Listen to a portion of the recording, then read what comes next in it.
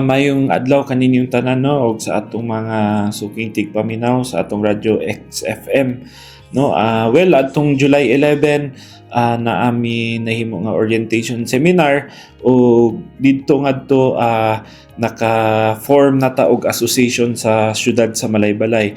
So isa ka reason nga nag-form ig association tan is aron matabangan nato atong mga small backyard hog growers no, kay nakita nato karon nasabtan nato ang mulo nila nga barato kay ang palit sa ilang baboy, unya mahal kaayo ang ilahang mga feeds. So dito na ay nahitabo nga eleksyon o gikauyunan sa tanan na anaanay set of officers ang Malaybalay Hog Growers Association, Malaybalay Backyard Hog Growers Association mao kana ang ngalan sa ilang grupo. O hopefully by next week manumpa na ni ilang officers kay mayor aron ma-accredit sila sa nga legal nga asosasyon sa syudad sa Malaybalay. No, isa kini kabutang gipatutukan sa atong pinalanggang mayor J. Warren Pabillaran kay ang iyang gusto nga matabangan ang even up to the smallest hog grower no sa atong asosasyon tan. Mas welcome ang naay gibuhi nga baboy nga isa. No, wala kayo minanginahanglan ang katong mga dagko na kay nga growers kay ang purpose nato ni mayor is matabangan gyud up to the last tao nga nagbuhi sa baboy ug maproteksyonan sila kay nasayod ta karon ang kanipong mga ahinti gagara na ilang kasakyan ang panahon nagapalito na lang nila ang baboy tag 120 per kilo. So wala nagikita ang atong mga small backyard growers no. So ang akong gi-propose kay mayor nga pagatabangan sila na hopefully og mapagawasan kani ni mayor og executive order nga gihangyo nato nga tanan meat shop, tanan nga gapamaligya og baboy magaysano man og tanan meat shop dire og apil ang merkado nga sa asosasyon na sila magpalit og baboy no, dili na sila nga sa gawas pa mo palit kay aron na matabangan po nato ang atong hog growers association. So naay mahitabo nga sa akong proposal nga no flat rate ang buying nya ikaduha. Pasalamat pud ta kay nay ordinansa pud ni Cons Manoy Ligaspi iyang gigama para pud sa protection sa mga hog growers. So hopefully in the coming weeks naay hog growers seminar no. So dito mag-exchange og ideas dito pud i-present ang mga proposals no nga hinaot nga pag-uyunan sa tanan kay kini tabang man ni sa katawhan sa syudad. Ikaduhatan og nasayod ang katawhan sa Malaybalay na ako'y gi-post nga butchering no kay ani among gibuhat karon tan is at the same time nga naay hog growers na apoy butchering nga duha atong igo no. At the same time maka-train ta og tao nga maka-develop sila ilang skill og butchering and hopefully magamit nila trabaho sa gawas no. Kani siya libre man ni ang butchering, mag-announce mi kanu sa ang training na kani usually ang butchering man gud is gabayad ka around 18 to 25,000 in a span of 3 weeks.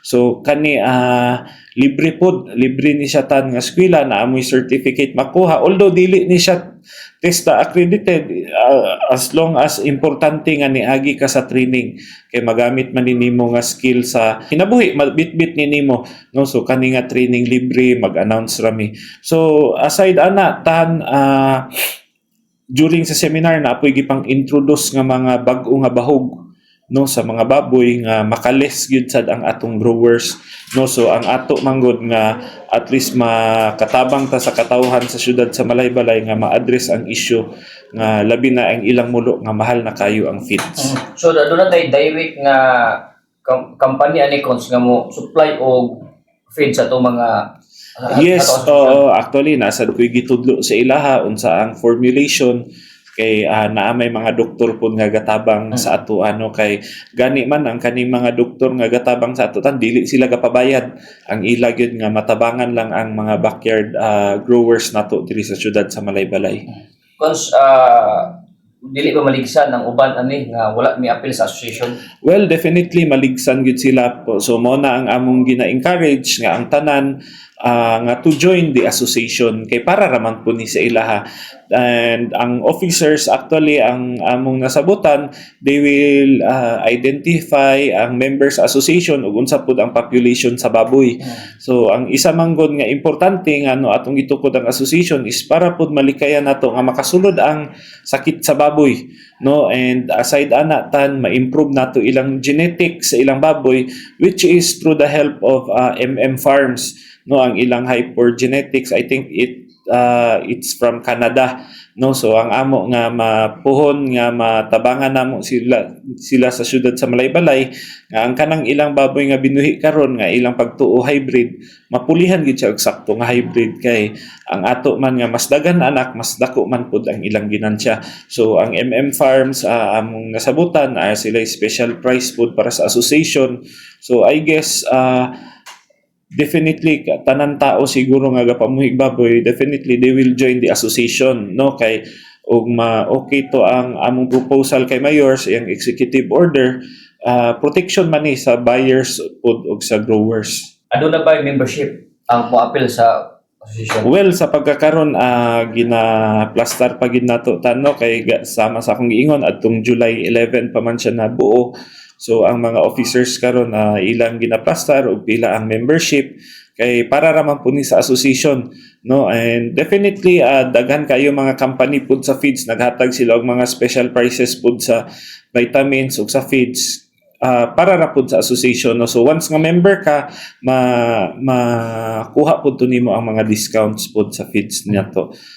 So ang mga bakti ani Cons na usa ka company or CMA maghatag sa association or paliton sa Well, association? ani siya tano as you all know, ang Bukidnon na may order atong governor nga wala man gyud makasulod gyud nga baboy sa gawas, no, diri sa Bukidnon kay ang Bukidnon is one of the provinces sa syudad sa probinsya sa Pilipinas nga ASF free pa.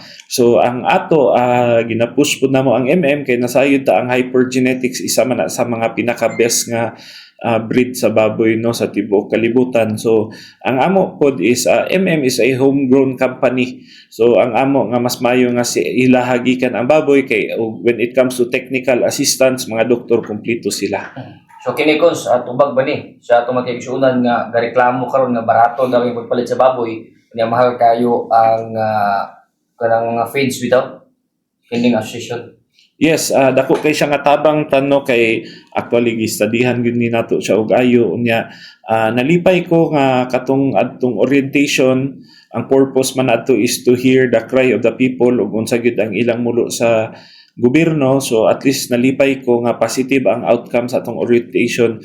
So hopefully this coming seminar nga akong i-announce, hopefully in the coming weeks daghan malipay ani kay gwapo gid ang atong tumong og tinguha sa atong asosasyon.